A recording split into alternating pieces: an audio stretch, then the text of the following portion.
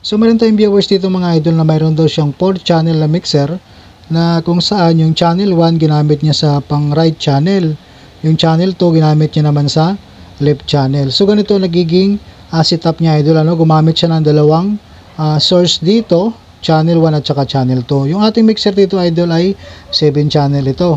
So ngayon ang gagawin natin ito para magiging 4 channel lang din siya katulad ng ating viewers.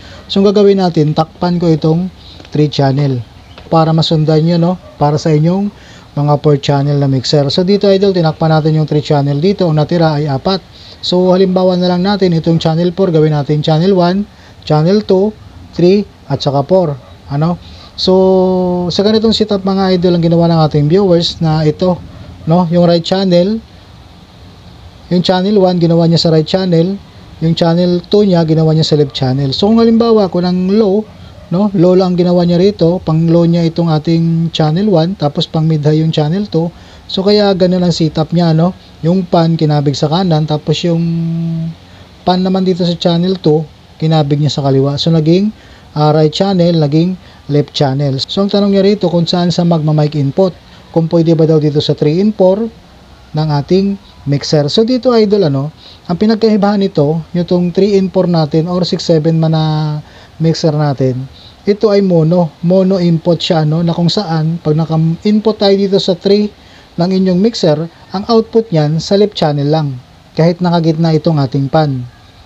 So ang ating channel 4 naman dito or 7, pag dito lang tayo naka-input ng ating microphone halimbawa, ang output lang din yan yung right channel. So hindi pantay, walang output yung right channel. Hindi katulad dito sa line input ng ating channel 1, channel 2. So dalawa ang magiging output niya basta naka-gitna itong pan. Ibig sabihin left and right channel ang ating output, magkakaroon ng signal. So ganito ang gagawin natin idol, dahil 4 channel yan, so papakasyahin natin yung ating connection dyan. So halimbawa gumamit kayo ng connector dito. Tulad nito, itong ginawa ng ating viewers, gumamit siya ng dalawang input dito or dalawang channel para sa kanyang source. Halimbawa channel 2 at saka channel 1. Ngayon wala na tayong mapaglagyan ng microphone, dito na tayo makapag-input dapat. Pero huwag tayo dito idol mag-mic input dahil katulad ng sinabi ko kanina, hindi pantayan, hindi magkakaroon ng output yung ating isang channel dyan. So magiging single channel lang siya.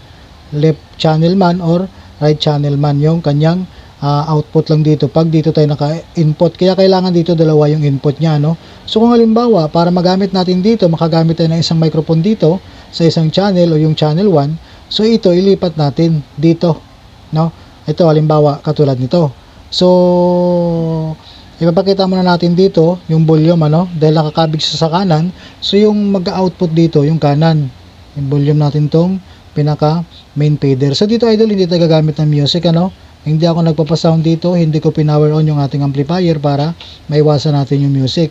So dito ipapakita lang natin base dito sa ating light indicator kung mayroong signal ba. So mag-volume tayo dito.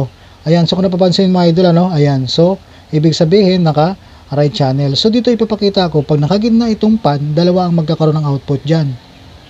Ayan.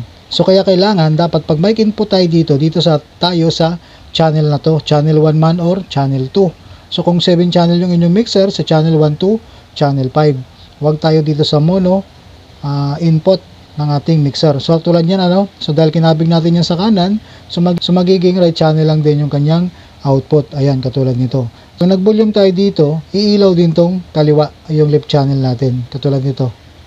Ayan. So left and right channel natin, may music. Yan kasi idol, sa setup na to, lalo pag gumagamit tayo dito ng dalawang input, lalo pag ang ito, ayan katulad nito, low ang nakababa dito, mid-high naman ang nakaangat. So pang mid-high natin ito. Itong kabilang channel naman, low ang naka-volume dito, yung mid-high nakababa, so pang low natin ito.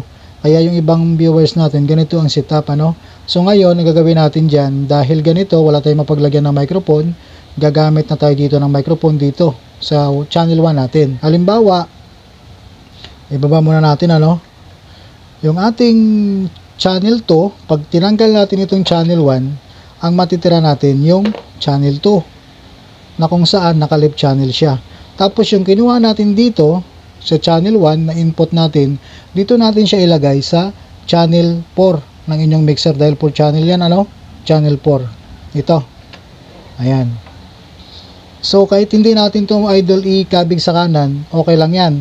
Talagang right channel lang ang magkakaroon ng output dyan. So ipapakita natin idol ano, pag dito na tayo mag-volume, dahil nandito na tayo naka-source ng signal natin sa ating 3 in 4, magkakaroon ng signal yung right channel. Ayan. So right channel yung ating output ano. Pag nag-volume tayo dito sa channel 2, ayan, left. Ibig sabihin may pantay na tayong signal no. May left and right output na tayo dyan. So itong channel 1, dito na tayo mag-mic input idol sa ating channel 1. So itong pinakapan, igitna na lang natin para yung ating microphone mayroong output dito sa ating left and right channel. So ganoon lang siya idol ano. Pag 4 channel na mixer nyo, katulad niyan, ginamit yung dalawang input dyan. So ganoon ang gagawin natin. Kung halimbawa ito, nakakana naman, ito, no? Kung baligtad yung pagkalagay nyo, halimbawa kinana natin yan, so wala na yung left. So ngayon, ilipat natin ito sa left channel para magiging pantay pa rin. Ayan. Left and right channel pa rin natin may output dyan. So ganoon lang siya idol. Yung ang channel 1 natin, so naging available siya. Diyan na tayo maglagay ng ating microphone.